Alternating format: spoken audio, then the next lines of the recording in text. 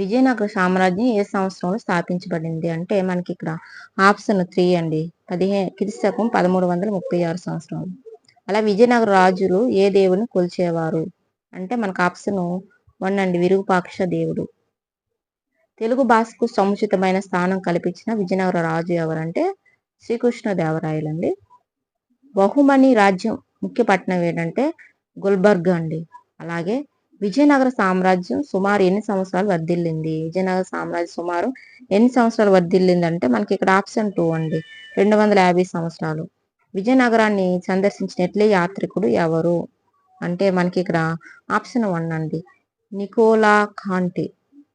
అలాగే అబ్దుల్ రజాక్ ఏ దేశానికి చెందిన వర్తకుడు అంటే మనకి ఇక్కడ ఆప్షన్ 2 అండి, పర్షియన్. దీని యొక్క ఫుల్ వీడియో నేను డిస్క్రిప్షన్లో పెడతాను. ఇది డిఎస్సికి సంబంధించి సోషల్ కంటెంట్ బిట్స్ అండి. డిఎస్సికి సంబంధించి వీడియోస్ డైలీ పెడుతుంటాను, ఒకసారి చెక్ చేయండి.